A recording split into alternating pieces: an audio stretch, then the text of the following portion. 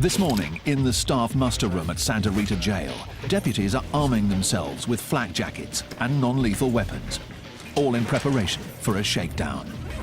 Just hours earlier, a deputy was attacked by an inmate.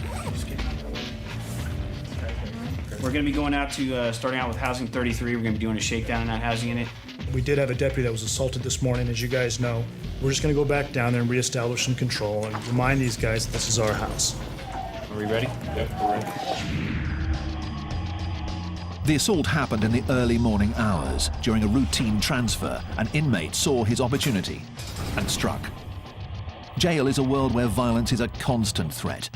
In cases like this, the response must be swift, measured, and decisive.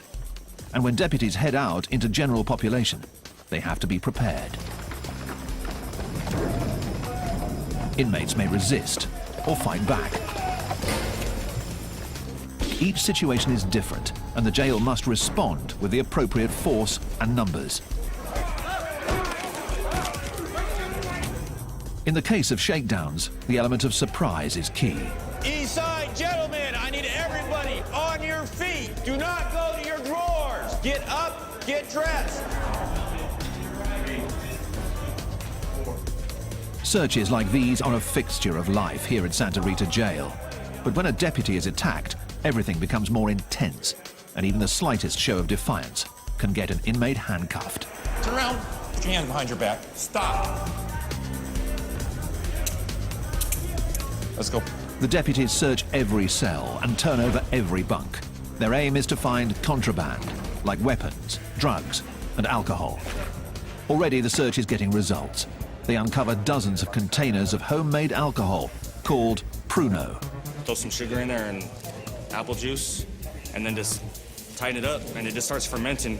It's the catalyst for a lot of fights. People start drinking, and they get that liquid courage, and then a lot of fights break out. We do this on a routine basis. However, if you're going to be that housing unit that today you're going to threaten our staff, well, we move you to the top of the list. And today, they threaten our staff. Based on an assault that took place this morning, we move them to the top of the list. More than 150 inmates will be searched today, yielding gallons of alcohol. But the fight for control here is never ending, driven by one simple fact. This is the 5th largest jail in America.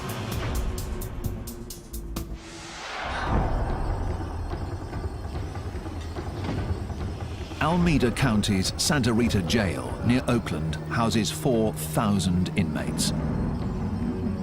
18 housing units stretch the length of the sprawling facility, a full half-mile from end to end.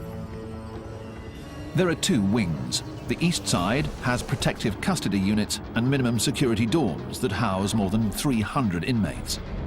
On the west side, maximum security inmates are housed in double-bunked cells, and administrative segregation units hold problem inmates on lockdown 23 hours a day. As many as 60,000 inmates pass through here each year, creating an ever-changing inmate population, and the threat of violence is always present. Heightening that threat is a stark reality. 40% of Santa Rita's inmates come from Oakland, and Oakland has a serious gang problem. Black down in the East Bay. A barrage of bullets. Another deadly shooting in Oakland. We got the 9. The gangs here have contributed to a violent stretch in Oakland. More than 100 murders 4 years running, and over 22,000 violent crimes. It all adds up to a steady stream of fresh arrests, headed straight to Santa Rita.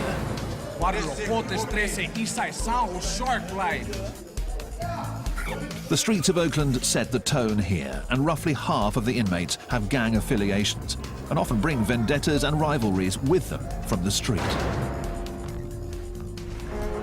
Keeping control means constant vigilance that begins the moment inmates walk through the door. Deputy Terry Carson is working at the intake area, known as ITR.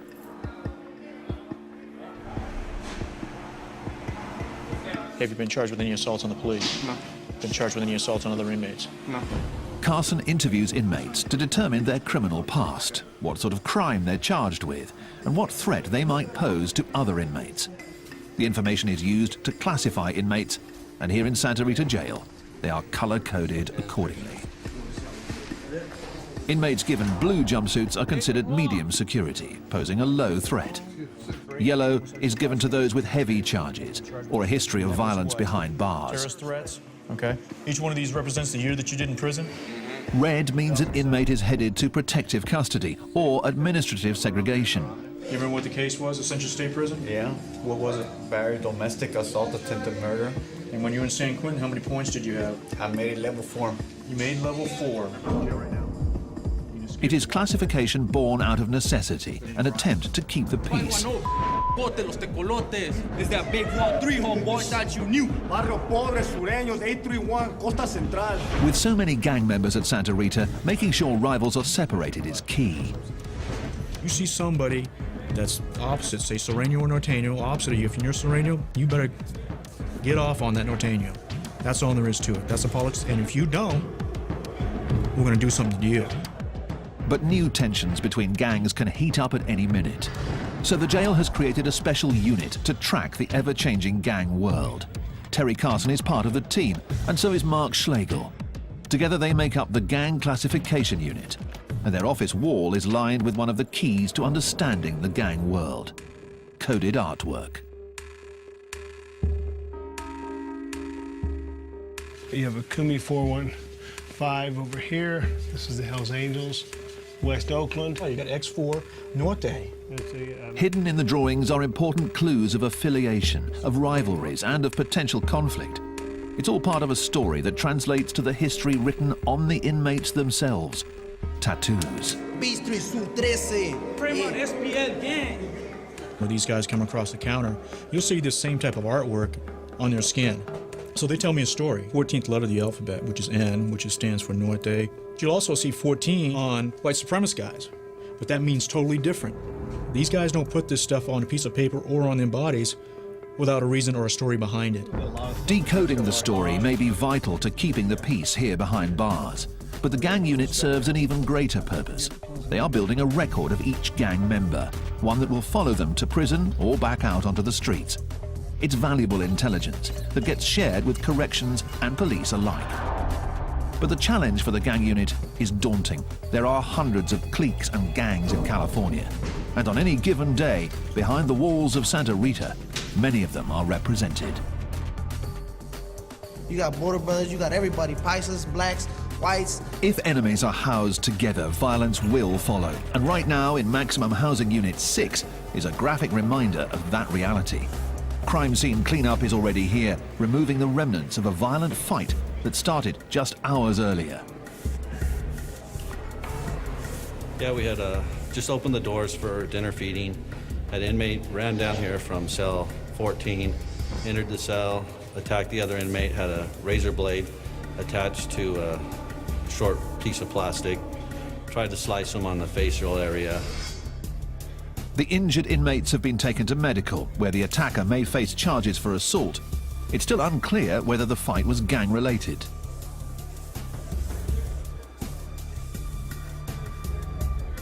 Here's a tier, and here's like the bottom floor.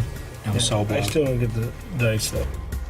The unit is under constant pressure to get it right, to decode thousands of pieces of intelligence and gang writings. It's blood, but it's What's blood. four drops of blood. Yeah, but it's a 1 and a 3. Yeah. So that's Could be Sereno. Sereno Could be blood. read into anyway. The challenge: identify the new rivals and separate them before things get violent. Santa Rita Jail, near Oakland in California, is the 5th largest in America. It's populated by some of California's most violent street gangs. Here, managing 4,000 inmates is all about establishing control. It's 3 a.m. on Friday night, and C-Team is working its overnight shift. Roughly 60 arrests have come in tonight to be printed, tagged, and processed. Let's go. We're going to search you right here. Shoes and socks on this side of the blue line. My side of the blue line. Shoes and socks.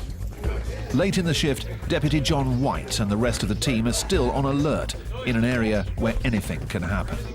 Let's go. Hands out in front of you. This is intake, transfer, and release, known as ITR, and it's where arrestees become inmates. We're real careful at this point. This is our most dangerous portion of ITR. We found anything from narcotics, knives, guns. We found everything in these cells after they leave them. The mood is always tense, but tonight has gone smoothly. But as every deputy knows, the later it gets, the greater the chance for trouble.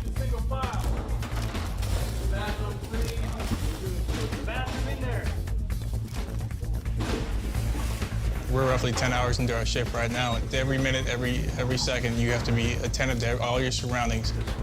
Around the corner in the pat-down area, that vigilance pays off when an inmate makes a move at a deputy.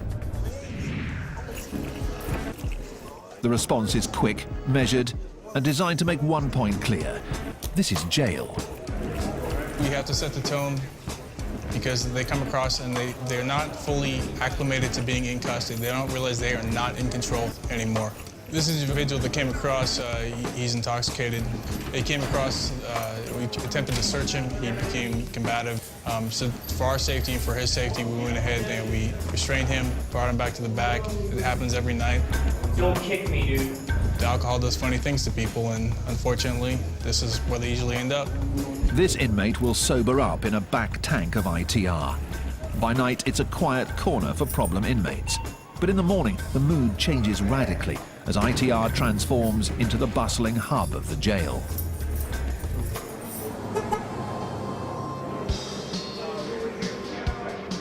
There are more than 30 tanks here, and on average, 400 inmates move through here each day. On busy days, that number goes as high as 600. Every inmate on their way to and from court, headed off to prison, being processed or released, comes through these halls. Gentlemen, make room. We'll be leaving shortly. Control is key here, but can prove difficult in an area where the deputies are outnumbered. You've got, anywhere from 8 to 12 people on a shift working down here, but at any given time, you could be working with up to 300 inmates. It's 1:50. That means it's the last bus before count goes up. So let's get it done. Noise check it. With so many inmates to keep track of, on busy days the system backs up. That can create tension, especially in the larger tanks, known as the bullpen. Typically there are less than 20 detainees in here. When deputies fall behind, that number rises, and the bullpen heats up.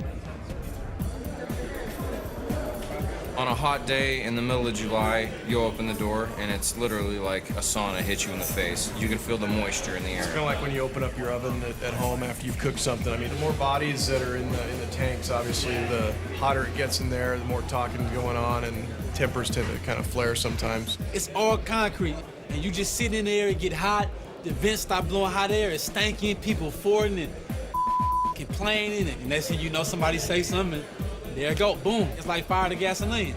That's all it takes, you feel me? Open holding tanks are used at jails across the country. With a mixture of inmates all on edge, the atmosphere is tense and flare-ups are imminent. Away from the deputy's view, fights can break out at any moment and escalate as other inmates within the tanks become involved. Stand by, gentlemen. I'll be right back. The ever-present threat of fights keeps the pressure on the ITR staff. Inmates can't avoid the bullpen, so it's vital that the deputies get them out or back to the cell houses fast. Does everybody know the rules? As the day comes to an end, Deputy Scott Brandon moves more than 60 inmates back to the units. Right shoulder, right wall, single file line. The second rule. Shut up. With the inmates unshackled, there's one basic goal: keep them moving. You want to kind of keep them going in the same direction with a minimal amount of distraction. So if you can get them moving all in the same direction that looks like somewhat of a straight line, then to me you're doing your job and you're getting it done. Because the whole goal is not to get into a fight with everybody you see. It can't run like that. And the long and short of it is these aren't children, these are grown men. So they're going to act the way they're going to act. For inmates, leaving ITR marks the end of a long day. But for those returning to cell houses like 34, the stress is just beginning. Talk and get you talk some gators, close the book. Won't you take a closer look? Close casket pressure cook. And I'm the peer pressure that your teacher talking about. Toss a go off the tier to teach him not to run his mouth. And I'ma run with it. There are 328 inmates here, the maximum allowed, and just 2 deputies overseeing them all.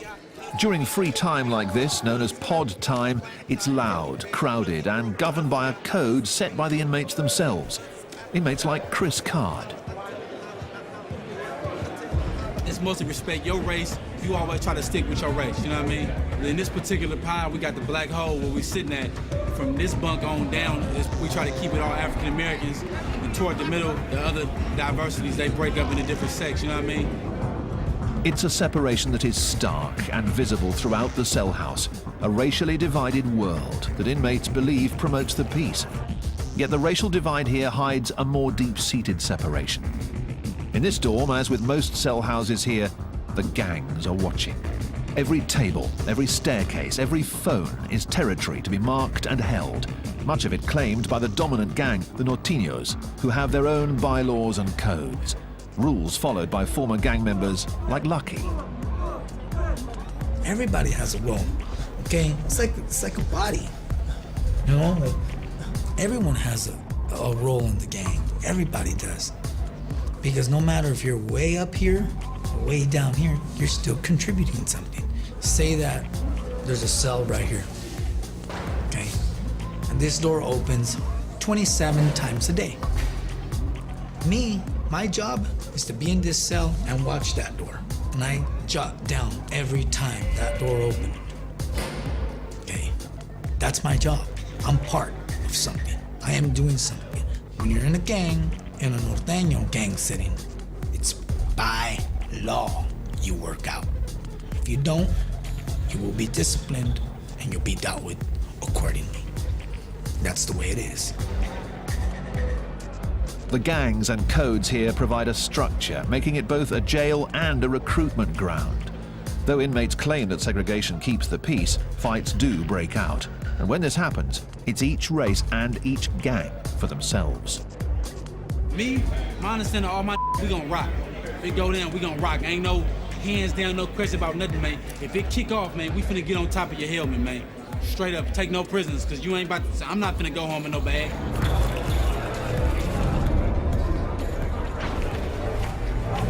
Lock down, fellas. Let's go, fellas, lock down! After 3 hours, pod time comes to an end and the inmates head back to their cells. The deputies walk through each of the tanks, where 36 men are double bunked behind mesh for the night. They confirm that all are present and accounted for, and perform a final spot check for any contraband. In dorms like 34, the numbers are heavily in favor of the inmates. So for them, lockdown means the night is just beginning, and it's time for a cell house party. A feast of food purchased from the jail, complete with homemade alcohol. We can't let the police see this right here, man.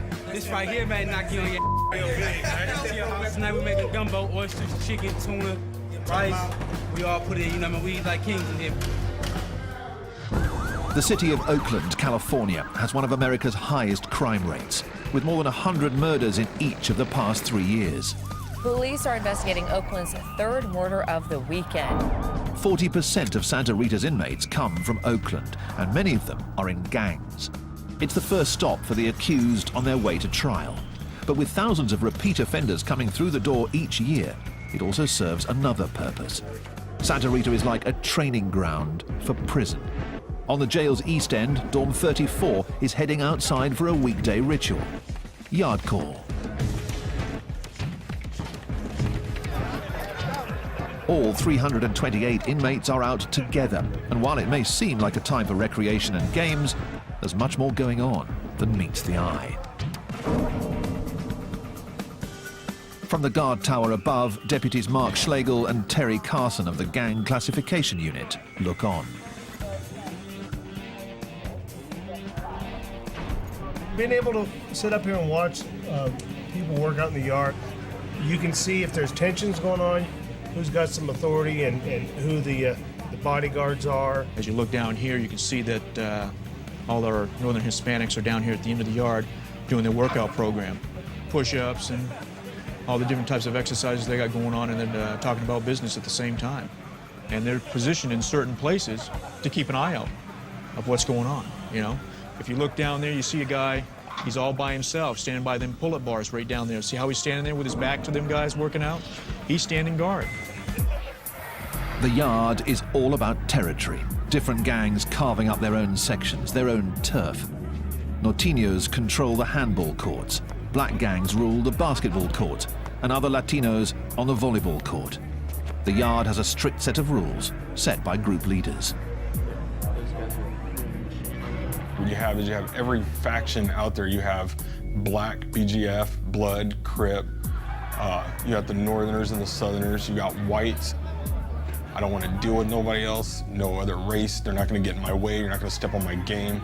You know, that's it. You stay on your side of the grounds. I stay on mine. You cross my ground, it's over. You know, I will kick the yard off. I don't care. The rigid structure can be seen almost everywhere. And in a jail dominated by gangs, going it alone seems a difficult option. You've got to run with somebody, okay? Because sooner or later, you're gonna get caught up in a situation where who are you gonna turn to? Yourself, you know? Because if you're out there by yourself, there are sharks watching you left and right. They're gonna come try to use you. They're gonna come try something to get over on you. That's how it works. And these guys, I would say a good majority of them probably do have weapons right now. It could be just a small razor blade stuck in the side of their cheek, or it could be, you know, a toothbrush that's sharpened down in their sock.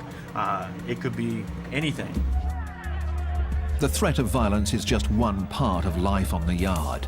For inmates headed for serious time, the yard is also a proving ground, and the lessons learned here are carried forward to prison, where the stakes are even higher. Many of California's most infamous prison yards are dominated by hardened gangs, and their clashes can be deadly.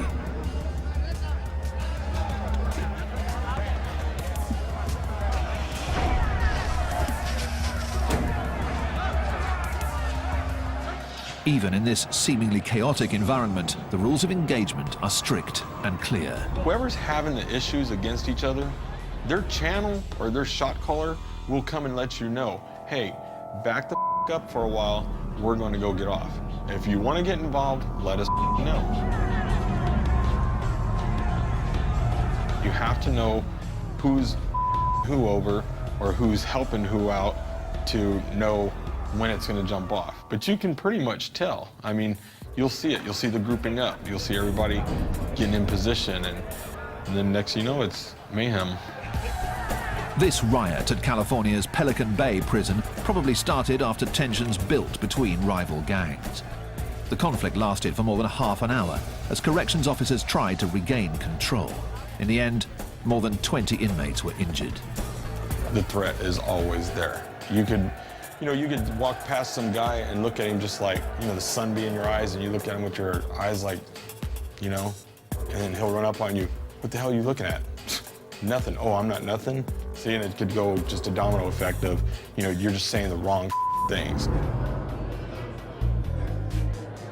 The constant threat of violence has created a surprising shift. Gang members behind bars are turning their backs on gangster life. They're called dropouts, and they make up more than half of the inmates in protective custody here at Santa Rita. And Brian Curlis is one of them. Leaving gang life behind is no easy task. Curlis is in on a parole violation and is waiting for his sentence, which could mean a return to prison.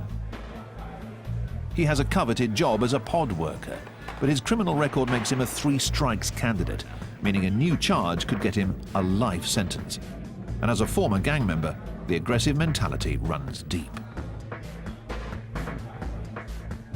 It's like now I'm a worker here, and I tell people straight up, if you don't like the way I'm doing something, here's where I live. Come and see me at breakfast, you know? I don't have no problem with it. But at the same time, I don't want to get in a fight because I'm a 3-strike candidate, you know? It's like, I don't know. Curlis is walking a fine line. One slip could land him behind bars for 25 years to life. Santa Rita Jail holds criminals from some of Oakland's most dangerous gangs. For gang members, cell houses and yards are a harsh training ground where the inmates are indoctrinated into the gang code. For the deputies, keeping the peace is a never-ending challenge that requires more than just watching over the inmates. It requires constant surveillance and vigilance. And today, in Dorm 32, deputies Carson and Schlegel of the gang unit are following up on some fresh intelligence. Time for pod time, pod time. Lower tier, stay off the carpet. Upper tier, stay off the stairs. Once all the doors are closed, I'll flash the lights. Again, this is pod time. Apparently about a week ago, from the information we're getting, they removed some of the guys that had a lot of say in this pod for the Northern Hispanics. They were taken out. And during that time, you have a void there, so there's always going to be a little power struggle within the group to say who's going to step up and call the shots. In the rigid gang structure behind bars, the shot caller is the one in charge. He runs the dawn, decides who fights who, but he also keeps the peace. Without him, even more fights could break out. So the gang unit is trying to figure out who is stepping up next.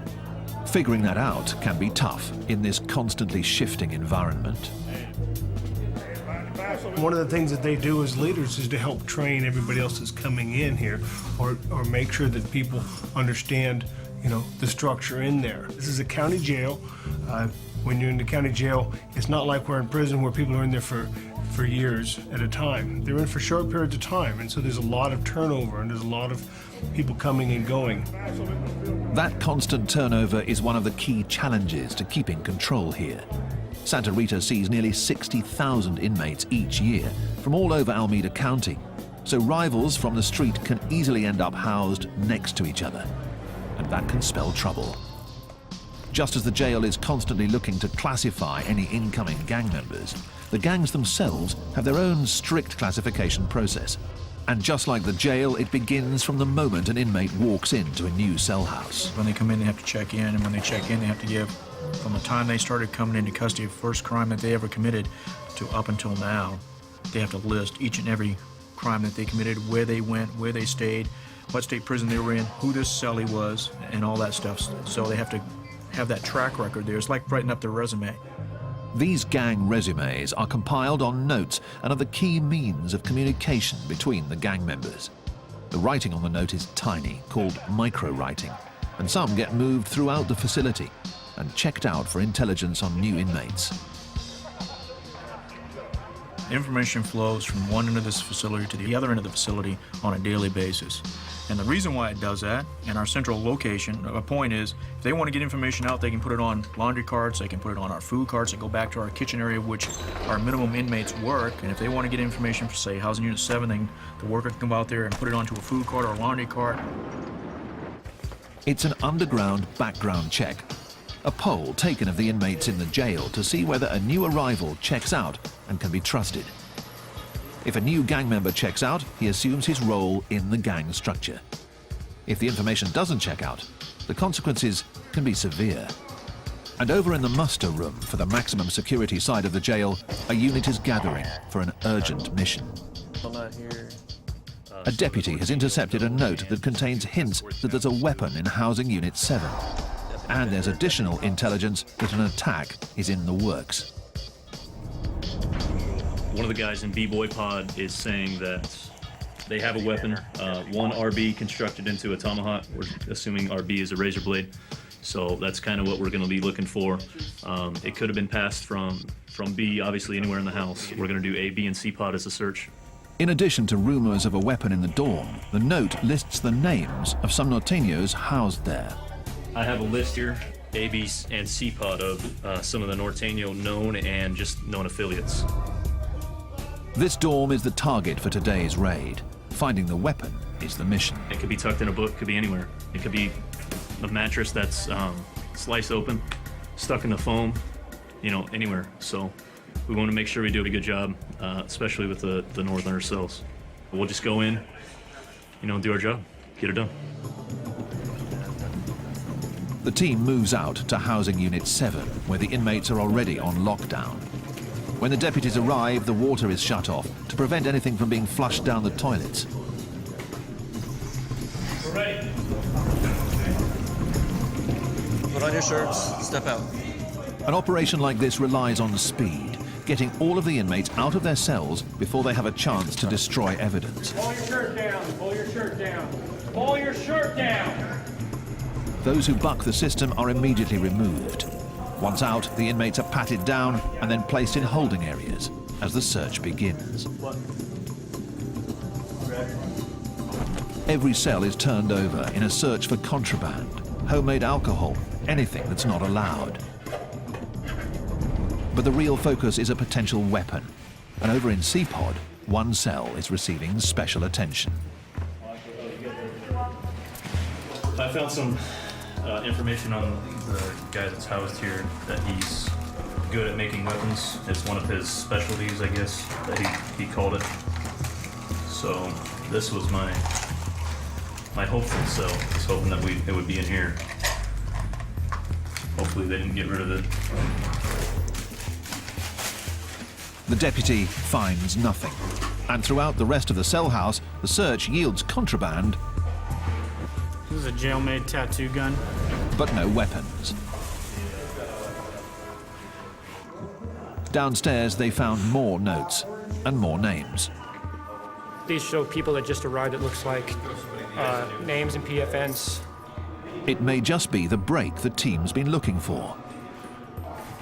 A deputy takes the notes back to Carson and Schlegel of the Gang Classification Unit for inspection. This is from C-Pod.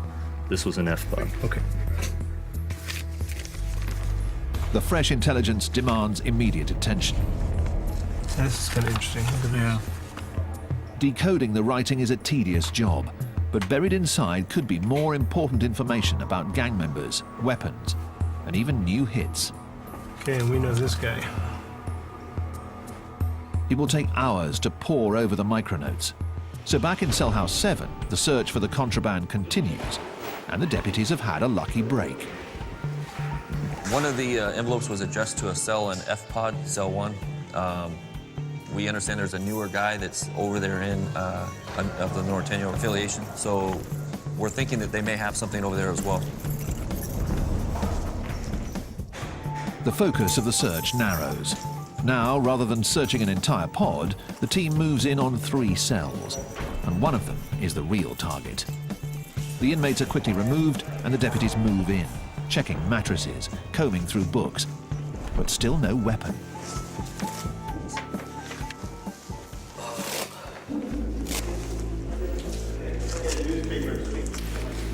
Out in the common space, a deputy spots something wedged under the television. It's coming. That's what that's there for. It could be what they came here for. Yeah. A blade. Yeah. So they fit it up to slice somebody with. Yeah. See? The dangerous weapon is removed from Cell House 7, and for now at least, a possible gang hit is averted. Another small victory in a world where the threat of conflict is constant.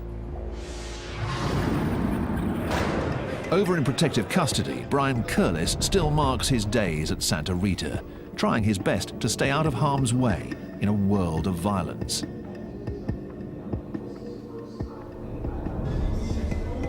Curlis is on a parole violation, but has turned his back on gang life. It's a decision that makes him a constant target, even here in protective custody. I don't think you're any safer here than you are on the main line. At any time, anything you do, you sit at the wrong table, you use the wrong shower, it could get you hurt. Gang members despise dropouts. They are traitors of the highest order. That makes them targets wherever they go, especially behind bars, where gangs set the unofficial rules. While gang initiation is often violent, getting kicked out is even worse. It's called a removal, a quick but violent act where a gang member slices another in the face with a weapon. The slice leaves a permanent mark and lets other gang members know that the target is a dropout, what they call no good. I've seen people get their face sliced open, half their ear knocked off, all the way across.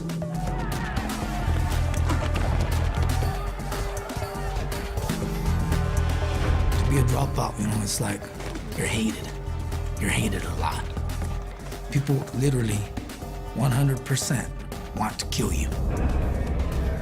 By being placed in protective custody, the dropouts are already marked by the red jumpsuits they wear. So far, Curlis hasn't been attacked, but anything's possible in jail. It's something you got to deal with, As you get older, you get wiser. somebody starts assaulting me, I'm gonna fight back. You know, I'm gonna defend myself to the fullest. You gotta be stronger than the average person around here. Curlis will soon find out his sentence. Until then, he's constantly on edge, always looking over his shoulder. Santa Rita Jail is a revolving door for some of Oakland, California's most violent gangs. An estimated 30,000 people with gang affiliations come through here each year, and deputies are always on their guard, always looking out for conflict. In intake, transfer and release, the day is just getting underway. A dozen deputies start their daily routine, moving 200 bodies through these halls. Gentlemen, we're gonna move down to the nurse. Remember our discussion. The quicker you guys do it, everybody cooperates, you get through fast. Terry Carson of Gang Classification is on his post at the front end of the system, screening the new intakes, trying to figure out whether they have gang affiliations and where to put them. Remember these street gangs? No. None? Any tattoos? No tattoos. Nothing. Nothing on your back? Nothing. The process of classification here is never-ending. It's a process designed to keep rival gangs separated and violence from breaking out. Despite their best efforts, clashes can happen at any time.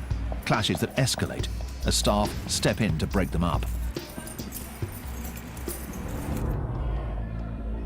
Out on the maximum security wing in Housing Unit 4, a deputy has been caught in the crossfire while breaking up a fight between 3 suspected gang members.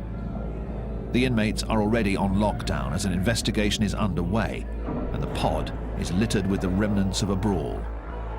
The deputy on duty is still shaken after having a chair thrown at him. A search of the pod after the fight, all inmates were searched and jail-made weapons were located within the pod. It makes you think when you go running in there to protect these guys, if somebody's gonna stab you and or hurt you also. It could be a trap, you never know. In an isolation cell, the inmate who threw the chair is still being questioned. Threw a chair. Threw a couple of chairs actually. To what? Protect yourself? Yeah. The door closed. The deputies suspect that the fight was between rival gangs vying for power in the cell house. Since a deputy was involved, the punishment is stiff. This inmate may face new charges and more time for assault. Sign me a charge, really? Yes, you are.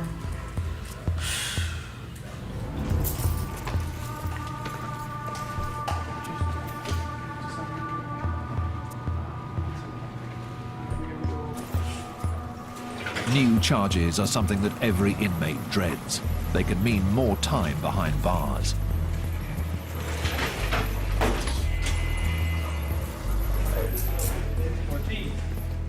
Former skinhead Brian Curlis is trying to steer clear of getting new charges of his own. He's shipping out of Santa Rita, headed back to prison. Leaving jail behind means returning to a world where the convict code runs even deeper. As a gang dropout, he'll face challenges daily. But as a 3 strikes candidate, those challenges could have serious consequences.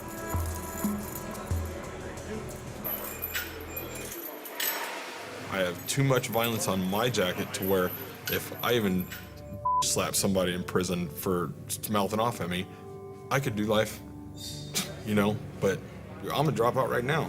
I've gotten out of it because what am I gonna do? I look back sometimes and I think to myself, man, I've screwed up. Never mind, hold on. I screwed my kids up going through this, and it's just crazy, you know? So.